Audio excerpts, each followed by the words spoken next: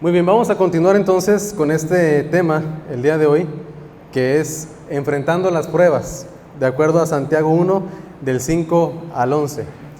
Y aquí podemos ver más o menos una imagen, ¿verdad?, de lo que sería ir rumbo hacia donde está la tribulación, rumbo hacia donde está la tempestad.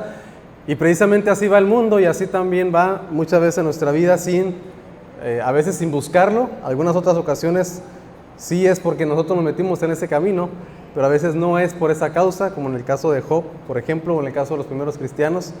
Pero independientemente de cuál sea la causa, todos nosotros pasaremos por tribulaciones, y precisamente lo que decían los discípulos, ¿no?, los primeros discípulos, que era necesario pasar por tribulaciones y Dios nos estaría capacitando. Y bueno, hay mucha gente que quiere enfrentar sus pruebas de diferentes maneras, ¿no? Algunos de ellos, aquí podemos poner un ejemplo, ¿no? Algunos de ellos tienen diferentes pensamientos ante las pruebas. Algunos de ellos pudieran decir, yo prefiero huir y en vez de enfrentar la prueba, mejor me voy. Como decimos, aquí más vale decir aquí corrió que aquí murió, ¿verdad? Hay diferentes pensamientos ante las pruebas y ante las circunstancias. Algunos otros quieren pasar la prueba o las pasan, pero llenos de temor o llenos de miedo, llenos de circunstancias. Algunos sí las enfrentan, pero la forma en la que los enfrentan es una forma en la cual no es la forma en la que Dios quiere. Por eso puse esta imagen. Hay diferentes formas y diferentes caminos tal vez para salir de una prueba. A veces son caminos humanos, caminos personales o caminos bajo nuestra propia prudencia, o tal vez llenos de ansiedad, llenos de preocupación, llenos de enojo, de molestia. Pero hay un camino que Dios nos ha marcado y es el que aquí le puse, el camino bíblico. Ahora, ¿por qué es importante hablar de la forma? Porque a veces no le ponemos atención a esto. Y a veces decimos, bueno, con que salga de esta, no importa cómo, pero con que salga, ya la libré. Bueno, porque a veces le estamos agregando más aflicción que la aflicción en sí mismo. Es decir, pasamos por cierta aflicción, pero por la forma en la que la estamos atravesando, la pasamos más mal de lo que estaba realmente designado para nosotros. Recordemos que cuando estamos en medio de la prueba, lo decíamos en la ocasión anterior, tendemos a desenfocarnos, o tendemos a desalentarnos, o a desalinearnos, o tal vez hasta descarriarnos, ¿verdad? Porque el enemigo se aprovecha para sacarnos del carril o para desenfocar nuestro enfoque en Dios y poner nuestro enfoque ¿en quién? En nosotros. Es decir, dejo de preocuparme o de buscar a Dios porque empiezo ahora a preocuparme por mi problema, por mi situación. Y no es algo netamente malo preocuparse por uno mismo, pero a veces el tanto preocuparnos nos enfrascamos y olvidamos el propósito por el cual Dios nos tiene, que es para alabanza de la gloria de su gracia, y para servirle, para amarle, para adorarle, para hacer discípulos y pues muchas cosas, ¿no? Perdemos ese enfoque por enfocarnos en nuestros problemas. Por eso Dios, aquí, en esta carta de Santiago, nos da ciertas indicaciones de cómo podemos nosotros entonces avanzar. ¿Cómo pues vamos a hacerle para enfrentar las situaciones? En primer lugar, y aquí no voy a hablar mucho porque ya lo vimos en 2 domingos pasados, pero en primer lugar es necesario enfrentar las situaciones con un conocimiento bíblico. Y eso es necesario porque, vuelvo a citar lo que dice ya Dios por medio de Oseas, mi pueblo fue destruido porque le faltó conocimiento. A veces nos falta conocimiento bíblico y por esa razón fracasamos, por esa razón caemos, por esa razón nos desalineamos tan rápido o nos desalentamos. ¿Y por qué Santiago nos dice que hemos de pasar la prueba con conocimiento bíblico? Porque el versículo 3, después de decir tener por sumo gozo cuando se encuentren en diversas pruebas, dice, sabiendo. ¿Y cómo vamos a saber? Para saber necesitamos antes conocer. Entonces es necesario que conozcamos la palabra de Dios. Por ejemplo, lo hemos visto, conocer que Dios es bueno. A pesar de cualquier circunstancia que pase, Dios es bueno. No solamente que Dios hace cosas buenas, sino que Dios es bueno. Esa es su naturaleza. Otra, Dios es amor. A pesar de lo que me esté pasando, Dios es amor. Y otra, Dios es soberano. Es decir, mi aflicción no se le escapa de las manos a Dios. No es un problema que Dios no esté al tanto o que Dios no lo haya permitido. Y podemos entonces descansar. Yo sé que Dios es soberano, que Dios es bueno, que Dios es fiel, que Dios es amor. Y veíamos también, yo sé que esta prueba me va a ayudar. ¿En qué? No sé específicamente en qué, pero me va a ayudar en crecer en paciencia, para que al fin llegue a ser, como dice, perfecto y cabal, sin que me falte cosa alguna. Entonces, es necesario el conocimiento bíblico. Estar preparados con un conocimiento de quién es Dios, cómo es Dios, cuáles son sus propósitos, sus planes, porque esas diversas pruebas las atravesaremos. Y recordemos siempre el objetivo. Ahora, aquí hay algo que quiero mencionar. La perspectiva de que las pruebas nos ayudan y de que la prueba nos produce resistencia para ser maduros, es una idea no solamente de Santiago, sino que es una idea del cristianismo, sobre todo del primer siglo. Ahorita ya nosotros decimos no, por eso está esa secta que creció mucho, ¿verdad? Pare de sufrir, porque nuestra forma de pensamiento no es de acuerdo a lo que Dios nos dice. Pero los primeros cristianos, e incluso Jesús, Pablo, Santiago, Pedro, los primeros cristianos sí enseñaban eso, que las pruebas nos ayudan. Y hemos citado en ocasiones anteriores las palabras de Pablo allá en Romanos 8, las palabras de Pedro en primera carta de Pedro, capítulo 1. Jesús también lo decía allá en el Sermón del Monte, ¿verdad? Bienaventurados sois cuando por mi causa os vituperen, os persigan, digan toda clase de males contra vosotros mintiendo. Entonces, es una idea del cristianismo, de que las pruebas nos ayudan. En vez de tumbarnos, Dios tiene el propósito de que las pruebas nos ayuden. Entonces, en primer lugar, ¿cómo pasar las pruebas? ¿Cómo tener este camino? ¿Cuál es el mejor camino? Bueno, sabiendo que la prueba la paso o debería de pasarla con conocimiento bíblico. En segundo lugar, versículo 5, y ahora entramos al texto de hoy, ¿verdad? Versículo 5. El deseo de Dios es que no nos falte nada, de acuerdo a lo que vimos en el versículo 4, en cuanto a nuestra madurez, ¿sí? No en cuanto a las cosas materiales, aunque Dios nos provee de todo lo que necesitamos, Mateo 6, pero no de todo lo que queremos y de todo lo que nos gusta. La otra manera es en oración, versículo 5. Leemos todos, dice: y si alguno de vosotros tiene falta de sabiduría, pídala a Dios, el cual da a todos abundantemente y sin reproche, y le será dada. Muy bien. El segundo paso es en oración. Y vamos a hablar un poquito acerca de esto. Cuando estamos enfrentando problemas, cuando estamos enfrentando situaciones difíciles, ya sea internos o externos, ya sean los que nos metimos o en problemas en que nos metieron a veces sin querer queriendo, ¿no? Por ejemplo, si alguien choca mi coche y resulta que hay algún herido de gravedad, pues alguien me metió en ese problema, aunque yo no haya sido el que causó el accidente, ¿no? Cuando estamos ahí, es cuando más necesitamos la sabiduría de Dios. Obviamente todos los días necesitamos sabiduría, todos los días. Pero cuando estamos en una situación difícil es cuando más la necesitamos. De por sí nosotros somos seres faltos de sabiduría. Somos seres humanos que estamos siempre necesitados de más sabiduría de Dios. Bueno, en esos momentos la necesitamos más. En medio de la dificultad, dígame si no, es cuando se nos olvida lo sabio, lo poco sabios que hemos llegado a ser, o lo poco que pensamos que sabemos. Estando en el problema, se nos olvida. Estando en el problema, la mayoría de las veces actuamos no como sabios, actuamos como personas que se les olvida la palabra de Dios, como personas que o tal vez ni siquiera conocen a Dios. Y no digo que no conocemos o que no somos salvos, pero tal vez en ese momento somos tan zarandeados que no actuamos como deberíamos. Por eso nos dice que debemos de pedir sabiduría. Se nos opaca la sabiduría que tenemos. No pensamos de manera clara. Y es lo que muchas veces se nos dice, ¿no? Cuando estamos en problemas. No pienses así, no tomes decisiones así. Deja que se enfríen las cosas, que se calmen tus emociones, porque no estamos pensando ni tomaremos decisiones de manera sensata. Se nos olvidan muchas cosas. Por esa razón es necesario que pidamos sabiduría, más en tiempos de prueba. Podemos preguntar, Señor, ¿qué quieres de mí en esto? Siempre tiene mucho que ver la actitud, ¿no? Una cosa es decirle, Señor, ¿qué quieres de mí? Y otra cosa es, Señor, ¿qué quieres? ¿Qué me está pasando? No, eso ya, yo creo que Dios ni siquiera lo va a escuchar, ¿no?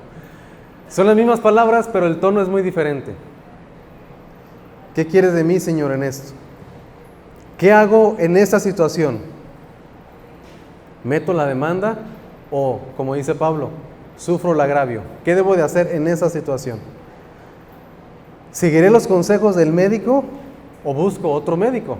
Me dio una mala noticia, ¿qué hago? ¿Sigo o busco otro doctor? Una segunda opinión. O busco tal vez medicina alternativa, ¿no? Esto que estoy pasando, ¿es bueno para mí, para mi familia, para mi vida personal? ¿Es bueno para mi salud espiritual?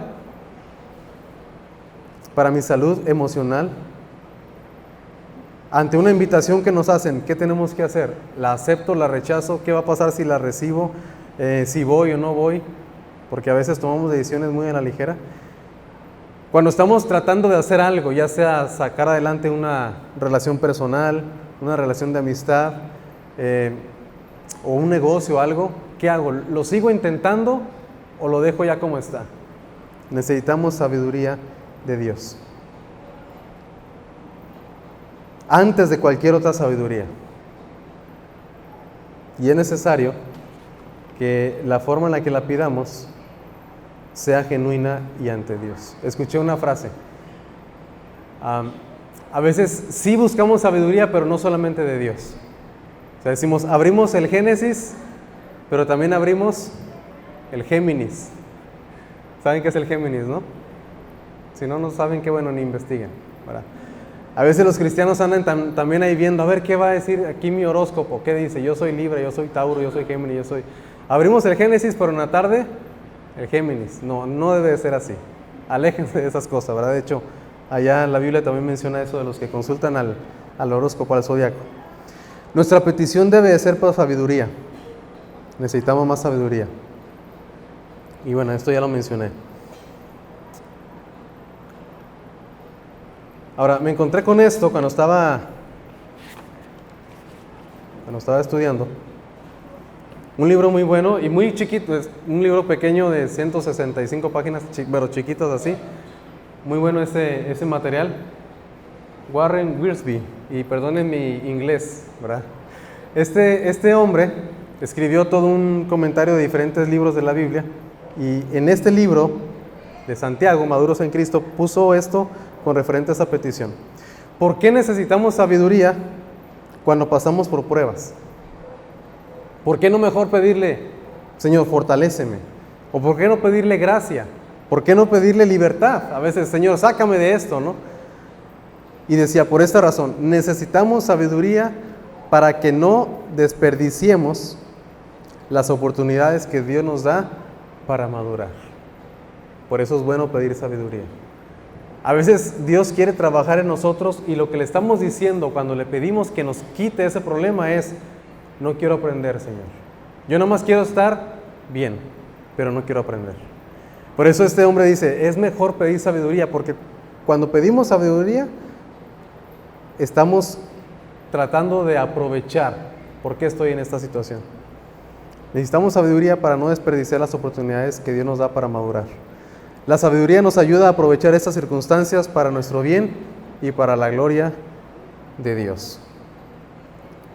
Ahí está la cita por si alguien se interesa, ¿verdad? Aquí vemos el versículo que leímos. Y si alguno de vosotros tiene falta de sabiduría.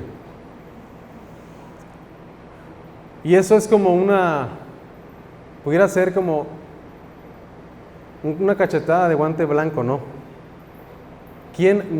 ¿A quién no le hace falta sabiduría?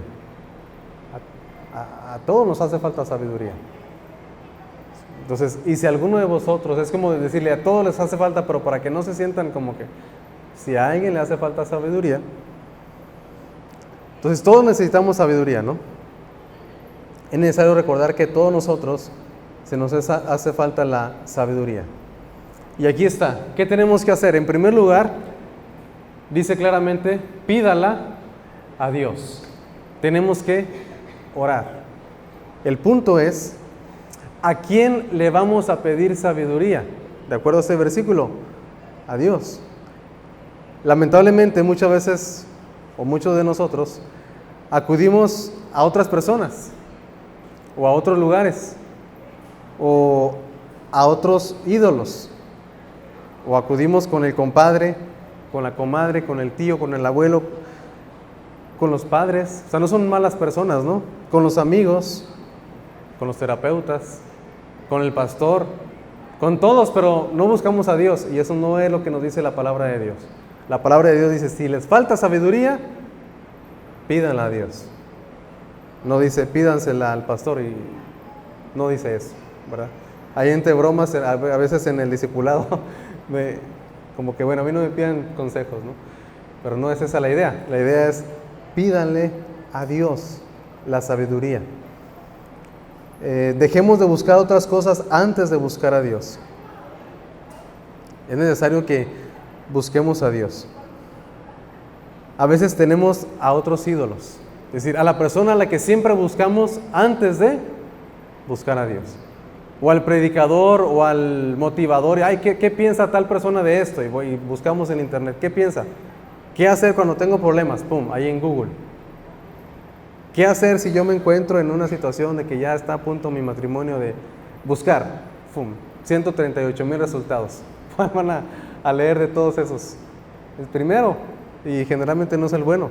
Buscamos en otras partes excepto en Dios. Por eso dice aquí, si a alguno le hace falta de sabiduría, pídala a Dios. La verdadera sabiduría solamente la podemos encontrar a Dios. Lamentablemente a veces la oración la usamos como el último recurso y debería ser el primer recurso. Vivimos y actuamos con la actitud de, bueno, lo voy a intentar. Primero intento esto y luego aquello y luego voy acá y voy para allá. Y si no me funciona, ahora sí pido consejo a Dios. Y no es así, hermanos. Necesitamos buscar más a Dios en tiempos de prueba. En este versículo nos vamos a centrar más que en los demás, ¿sí? ¿A quién da? Dios. A todos. Es decir, Dios la da y la da a todos. No importa si tenemos mucho en nuestro camino cristiano, si tenemos poco en el andar cristiano. No importa si hemos sido fieles o si hemos fallado, si hemos caído. Eso no importa. Dios la da a todos los que le piden la sabiduría. No importa si creemos que nos ganamos el derecho o que no. Más bien, si creemos que hemos ganado el derecho, pienso que es más complicado porque ya no oramos en el nombre de Jesús, oramos en nuestro nombre, ¿no? Dios es un Dios de gracia. ¿Cómo la da Dios? Abundantemente. La sabiduría que Dios da es una sabiduría completamente necesaria. Y no solamente nos da lo necesario, sino que nos da más allá de lo que necesitamos. La sabiduría que Dios nos da es una sabiduría que sobrepasa. Como dice el Salmo, ¿no? Mi copa está rebosando. Si le pedimos a Dios sabiduría, vamos a ser más sabios. No solamente lo necesario, sino más allá de lo necesario. Y algo interesante es que Dios la da, dice aquí, sin reproche. Dios no es como nosotros. Nosotros como padres a veces somos muy crueles a veces, ¿no? Con nuestros hijos. Les damos consejos y les decimos esto y aquello. No nos ponen atención. Bueno, ya cuando vienen y, ahora sí me ayudas. A veces, ¿qué respondemos? Pues ahora no te ayudo, ¿verdad? Ya te dije y ahora no te ayudo. Sinceramente yo a veces soy así con mi hija Jennifer, que tanto me quiere. Estas predicaciones me ayudan a ver cómo Dios me trata como hijo y cómo yo como padre debo tratar a mi hija. Y eso es lo que debemos siempre de aprender. O en ocasiones, ahora sí, dime cómo le hago. Ahora sí vienes y me pides consejo. Ya te dije, no me hiciste caso, ahora no, hazle como quieras. Dios no es así, Dios nos da sin reproche. Dios no se cansa de darnos la sabiduría. No nos echan cara las veces que le hemos fallado, las veces que hemos ido a otras cosas, que hemos buscado otros ídolos o que hemos ido tras otras formas de sabiduría. Cuando hemos buscado más la sabiduría de Dios que la sabiduría del mundo, que la sabiduría de Dios, Dios no nos reproche. Y dice aquí, y le será dada. Tenemos una garantía de que nuestra oración será escuchada si le pedimos a Dios. Cuando dejamos de buscar la sabiduría de Dios, se va a cumplir en nosotros lo que dice Romanos. Profesando ser sabios, se hicieron necios. Cuidado con eso, hermanos. Cuidado con dirigir nuestra vida sin la sabiduría de Dios, porque no vamos a hacer nada bueno. Vamos a buscar estos pasajes solamente para reforzar un poco lo de la sabiduría. Y aquí están. Proverbios 2:6. Porque Jehová da la sabiduría, y de su boca viene el conocimiento y la inteligencia. Del versículo 1 al 5 nos dice cómo vamos a buscarla, como a tesoros, escudriñarla, darle la voz a la sabiduría, haciendo estar atento nuestro oído. A veces nuestro oído no quiere, pues hazlo estar atento a la sabiduría, ¿verdad? Y entonces la encontraremos, porque Jehová da la sabiduría. Proverbios 3, del 5 al 7.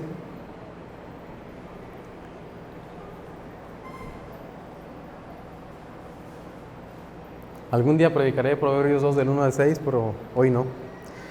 Fíate de Jehová de todo tu corazón y no te apoyes en tu propia prudencia. Reconócelo en todos tus caminos y Él enderezará tus veredas. No seas sabio en tu propia opinión. Teme al Señor y apártate del mal. Y ahí está la enseñanza. No apoyarnos en nuestra propia prudencia. Yo sé cómo hacerla, ya sé cómo hacerle. No, hay que pedirle a Dios sabiduría. No ser sabio en nuestra propia opinión. Teme a Dios y apártate del mal. Eso es lo que Dios nos dice. Del versículo 13 al 18 nos dice quién es el hombre bienaventurado. Y aquí lo dice claramente. Dice, bienaventurado el hombre que haya la sabiduría. ¿Pero quién la da? Dios, de acuerdo a Proverbios 2:6, ¿verdad? Y que obtiene la inteligencia. Imagínense ustedes ser esa persona que describe el versículo 14 en adelante. Métanse ustedes en la cabeza, yo quiero ser esa persona que es bienaventurado o bienaventurada porque encontró la sabiduría. Y esto del versículo 14 en adelante se aplica a nuestra vida. Imagínense ser esta persona. Porque su ganancia, la que te va a dar la sabiduría, es mejor que la ganancia de la plata, y sus frutos más que el oro fino. Más preciosa es que las piedras preciosas, y todo lo que puedes desear no se puede comparar a ella. Largura de días está en su mano derecha, en su izquierda riquezas y honra. Sus caminos son caminos deleitosos, y todas sus veredas paz. Ella es árbol de vida a los que de ella echan mano, y bienaventurados son los que la retienen. ¿Quieren ser bienaventurados? Hay que buscar la sabiduría y hay que encontrarla. Como dice Proverbios 2, del 1 al 6, denle su lectura. A mí me llama la atención donde dice, haciendo estar atento tu oído. El oído no quiere escuchar la sabiduría de Dios. Nuestra carne está viciada, quiere escuchar las fábulas, quiere escuchar otras cosas que van ajenos a la palabra de Dios. Y con la palabra de Dios nos da sueño, nos da cansancio, no lo podemos leer, nos distraemos. ¿Qué tenemos que hacer? Hacer estar atento tu oído. Hagan algo para que su oído esté atento. Cuando leen, cuando escuchan, cuando estudian la palabra. Me viene a la mente Filipenses 4, no lo vamos a buscar, pero dice, y aplica con esto de Santiago, dice, por nada estéis afanosos, sino sean conocidas vuestras peticiones delante de Dios en toda oración y ruego, con acción de gracias. Y la paz de Dios, que sobrepasa todo entendimiento, guardará vuestros corazones y vuestros pensamientos en Cristo Jesús. ¿Por qué no tengo paz? Tal vez es porque no oramos. ¿Por qué no tengo paz ni en mi corazón ni en mi mente? Porque no oramos. ¿Por qué estoy ansioso, afligido y tengo ansiedad? Es la palabra que está de moda en este año. En esta década yo creo que la palabra de moda es ansiedad. ¿Por qué? Tal vez es porque no oramos y queremos afanarnos nosotros mismos. Y ahí está la promesa. Dios puede darnos paz. El problema es que no lo buscamos. Siguiente paso. Ya vimos, con conocimiento, con oración. Tercero, y vamos a irnos ahora sí más rápido, con fe. Versículo 6. Estamos en Santiago 1.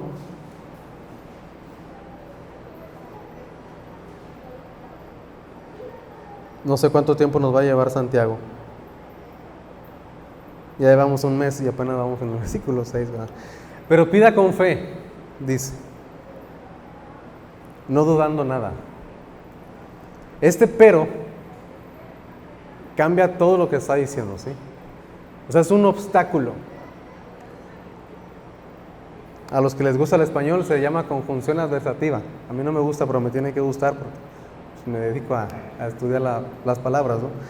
Conjunción adversativa, es decir, las cosas llevan un rumbo, pero puede cambiar todo. Aquí sí hay pero que valga, ¿no? Entonces, ¿cuál es el pero? O sea, Dios puede darnos toda la sabiduría, Él la da sin reproche, pero pida con fe. Y más adelante va a decir que si no pedimos con fe, no podemos esperar nada de Dios, ¿no? Pida con fe, no dudando nada. Sin fe, dice Hebreos 11:6, pero sin fe es imposible agradar a Dios, porque es necesario que el que se acerca a Dios crea que le hay y que es galardonador o premiador de los que le buscan. Es necesario buscar a Dios con fe. Jesús dijo allá en Lucas 11:9, pedid y se os dará, buscad y hallaréis, llamad y se os abrirá. Creamos su palabra. No dudemos de que si le pedimos sabiduría, Él nos la va a dar. Si vamos a pedirle a Dios y decir, bueno, le voy a pedir, pero ¿me va a dar sabiduría? Ya desde ahí estamos dudando. Dice, no dudando nada. Por ahí decía un hermano, la oración no tiene efecto si no creemos. A menos que le pidamos, ¿verdad?, que aumente nuestra fe como aquel hombre. Nosotros crecemos en fe de muchas maneras. Pero una forma de la que no se habla mucho es que crecemos en fe cuando lo conocemos más. Y no hablo de un conocimiento intelectual, no hablo de decir, ya conozco más versículos, sino hablo de un conocimiento experiencial.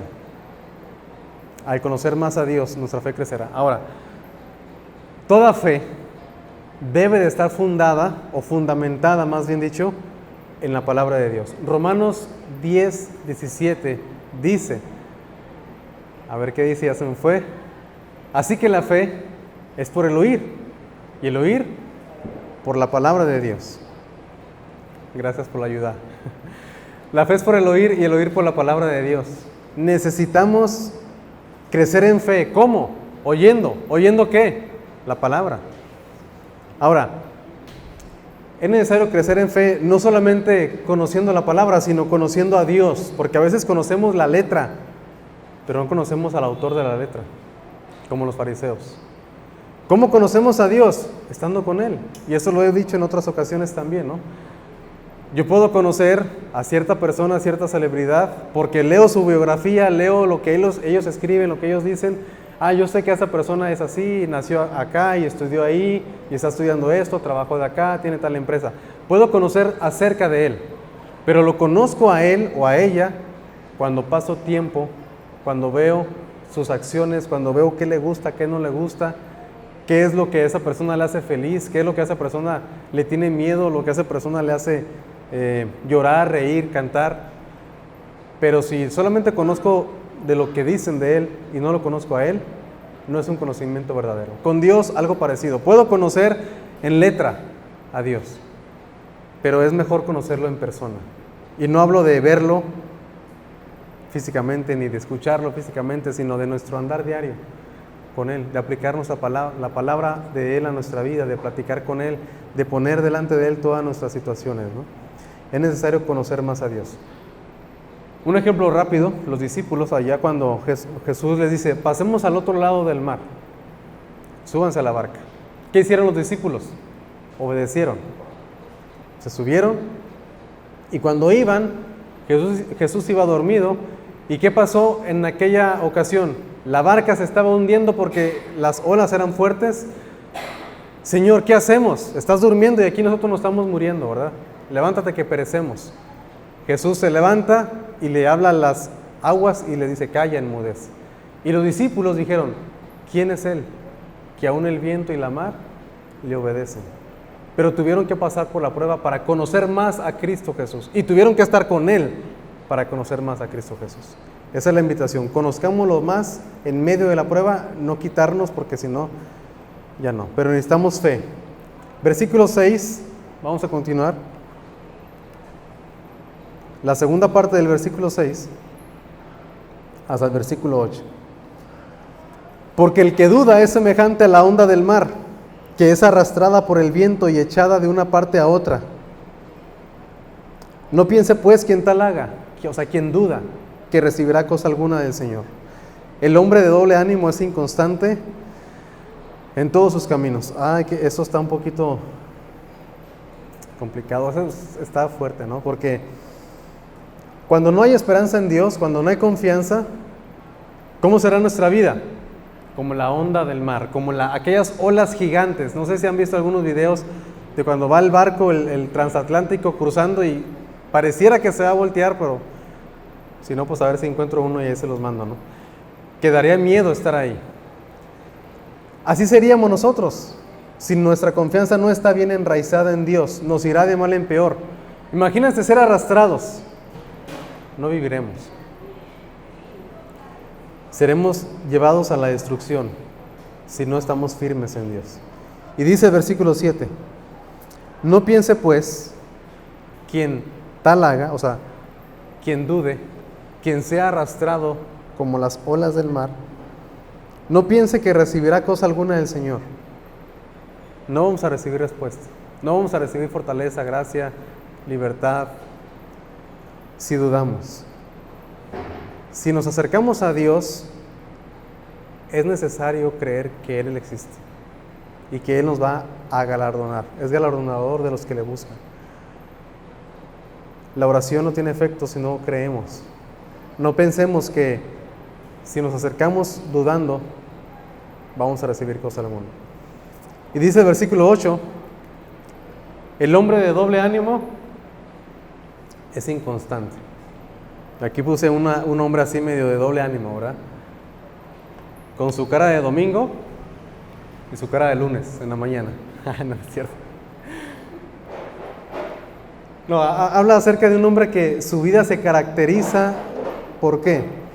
Por ser inconstante en todos sus caminos. No puede durar en un trabajo porque es inconstante. No puede durar en una relación, ¿por qué? Porque es inconstante. No puede durar en una iglesia porque es inconstante. No puede durar en una familia, ¿por qué? Porque es inconstante, ¿no? En todas partes donde vaya, esa persona de doble ánimo que un día está muy fogoso y al día siguiente, apagado. Por eso la Biblia dice que tenemos que ser templados. Templados. Que no seamos, como decimos coloquialmente, como llamarada de petate. Sí lo conocemos, ¿no? Todos conocemos el petate. Si no lo conocen, pues ya cuando nos petateemos lo vamos a conocer. El petate pues es donde, es un petate, todos lo conocemos, espero que todos lo conozcamos. Si encendemos un petate, ¿qué sucede? La llama enciende, pero rápido, ¡fum! 1 minuto y se apaga, ya no hubo nada. No es como, tal vez como otro tipo de combustible, o como el ocote que dura y dura y aguanta y aguanta y aguanta y no es tan consumible tan rápido, ¿no? ¿Cómo está nuestra vida? ¿Somos inconstantes en la familia, en la sociedad, en el trabajo, en las relaciones personales, en los propósitos? ¿Cómo están nuestros propósitos? ¿Realmente los cumplimos o son propósitos solamente de año nuevo, y ahí vienen, ¿verdad? Ya algunos tal vez ya están haciendo su lista. Pues bueno, que Dios les ayude, ¿verdad? Si somos inconstantes, probablemente también seremos inconstantes en nuestro camino con Dios, y hay que tener cuidado. En Dios siempre hay solución, ¿verdad? Tal vez un día le pedimos sabiduría y el otro día, ¿qué hacemos? No, mejor no vale la pena ser cristiano. Un día estamos aquí orando y clamando y el día siguiente ya no buscamos a Dios. No hay que ser inconstantes. Tal vez sí, buscamos a Dios, pero después, por una razón o por otra razón, dejamos de buscar. Hay que tener cuidado. Aquí hay una representación. Siempre nos encontraremos en encrucijadas. ¿Qué hacer cuando nos encontramos ahí? ¿Al mundo o a Dios? Y cuando me refiero al mundo, no me refiero solamente a las cosas del desenfreno del mundo, a los pecados y al vicio y a todo eso. No me refiero a eso, me refiero a la forma de pensar del mundo, en lugar de la forma de pensar de Dios.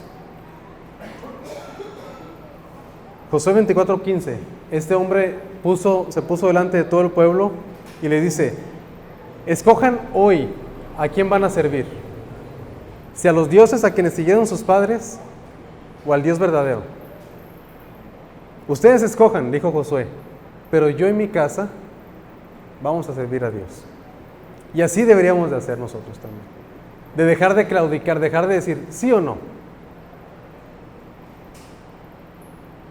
Y primer libro de Reyes 18:21 es Elías, cuando también desafía al pueblo de Israel y junta a todos los profetas de Baal y a todos los profetas de Acera. 850 eran en total contra él, porque eran 450 de un profeta y 400 del otro, de un Dios y 400 del otro. Y les dice: ¿hasta cuándo? Probablemente su forma de decirlo fue muy diferente a la que estoy diciendo ahorita, ¿no? Probablemente él gritó: ¿hasta cuándo claudicaréis? ¿Hasta cuándo van a estar ustedes pensando? Dios y Baal, Dios y Acera. ¿Hasta cuándo claudicaréis vosotros entre dos pensamientos? Si Jehová es Dios, seguirle. Y si ustedes creen que su Dios es otro Dios, vayan, ir en pos de él. ¿Y qué hizo el pueblo? No respondió palabra. Hermanos, pidámosle a Dios y seamos firmes en nuestro andar. No claudiquemos, no seamos como aquellos de doble ánimo. Dejemos a un lado las tibiezas. Y por último, versículos 9 al 11.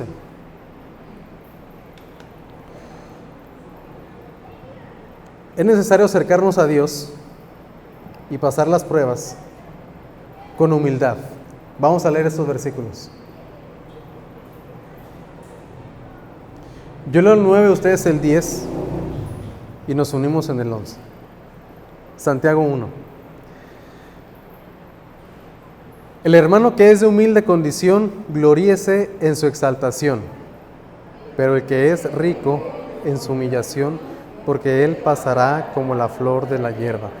Porque cuando sale el sol con calor abrasador, la hierba se seca y su flor se cae y perece su hermosa apariencia. Así también se marchitará el rico en todas sus empresas. Antes de ver este texto, quiero solamente decir algo. Aquí en el versículo 11 dice que el sol con calor abrasador. Hay que poner atención, ¿cómo está escrita la palabra? Con S, de brasas, con S. Una vez una persona dijo: quiero que me abracen con S. Y yo le escribí en el Facebook: ten cuidado porque vas a terminar quemado.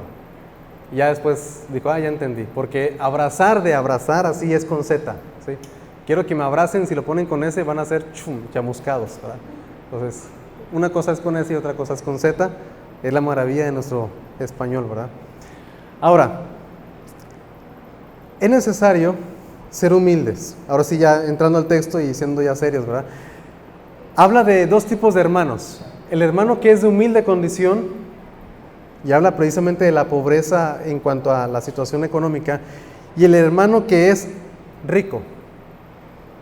Ahora, yo no sé quiénes sean de tal o del otro, o quiénes a la clase media, ¿verdad? Ya hay muchas clases. Media es baja, baja, baja, media, media, baja, media, alta, alta, alta, y todas esas cosas. Y los fifís y los ¿cómo los chairos, va? Bueno, de todo hay en la viña del Señor. Pero es importante ver, porque no entendía por qué estaban estos versículos aquí. Si Santiago está hablando de las pruebas y de repente empieza a hablar de los hermanos ricos y los pobres, ¿qué tiene que ver una con otra? Bueno, varias cosas. Una es que las aflicciones llegan tanto a pobres como a ricos y tienen diferentes propósitos. Al pobre, dice, el hermano que es de humilde condición, sea feliz en que va a ser exaltado porque conoce a Dios de una forma diferente a los que tienen riquezas. Y su riqueza no es terrenal, su riqueza es espiritual. Esa es la riqueza. Gloríese en que la riqueza es una riqueza que perdura. Y a los ricos también les llegan aflicciones. Pero también dice, gloríense en que tal vez Dios los va a humillar. Y esa humillación es porque Dios quiere que dejen de poner sus ojos en las riquezas humanas y empiezan a poner sus ojos en las riquezas celestiales. Por eso habla de esto, ¿no? Los cristianos que sufren son tanto ricos como pobres. Y la mayoría de las veces, las pruebas y tentaciones las veremos más seguido cuando pasamos por un tiempo de pobreza y también cuando pasamos por un tiempo de riqueza. Por eso el salmista decía, no te pido que me des pobrezas ni riqueza, manténme del pan necesario. No sea que siendo pobre hurte y blasfeme contra Dios, o que siendo rico me enorgullezca y diga, ¿quién es Dios? Por eso Santiago lo menciona. Muchas veces somos más tentados, o cuando no tenemos abundancia, cuando tenemos pobreza, son un tipo de tentaciones. Pero también cuando hay abundancia, también hay tentaciones de alejarnos de Dios, de jactarnos.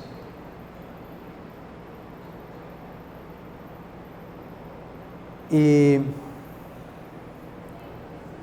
por qué es necesario enfrentar las pruebas con humildad? Las pruebas y las tentaciones vienen, como mencioné hace rato, a ricos y a pobres. El hermano que es de humilde condición, gloríese en su exaltación, dice, la exaltación de las riquezas que puede tener Cristo. El llamado a estar gozoso en medio de la pobreza y de conocer a Dios de una forma diferente a como lo conocen los ricos, ¿no? Y el rico en su humillación, porque él pasará como la flor de la hierba. Las riquezas son inestables, las riquezas son frágiles. El cristiano que tiene riquezas debe de gozarse en medio de las pruebas, porque las pruebas le van a enseñar a no confiar en las riquezas. Como decimos, el dinero va y viene.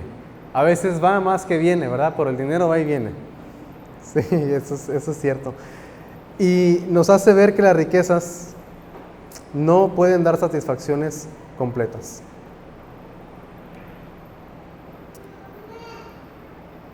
Y está este pensamiento, tanto ricos como pobres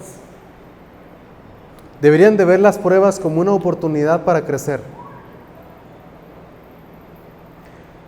¿Qué pasaría si tuviéramos cero pesos? ¿Qué haremos? Muy seguramente se nos olvidaría pedir sabiduría, pero ahí es cuando tal vez deberíamos de pedir sabiduría, ¿no? La carencia o la pérdida de las cosas materiales, por el contrario a los ricos, ¿verdad? También tienen el propósito de llevarnos a acercarnos más a Dios. Ya sea que nos falte o ya sea que perdamos cosas o que estemos tentados hacia la avaricia. En resumen, ¿cómo enfrentamos la prueba? Con conocimiento bíblico. Versículo 3. En oración, con fe, con firmeza y con humildad. Porque Dios quiere enseñarnos algo, siempre. Y no reneguemos de lo que Dios nos quiera enseñar. Y vamos a terminar, pónganse de pie para terminar esta enseñanza con una oración. Qué mejor que pedirle a Dios sabiduría, ¿no? Eso es lo mejor que podemos hacer.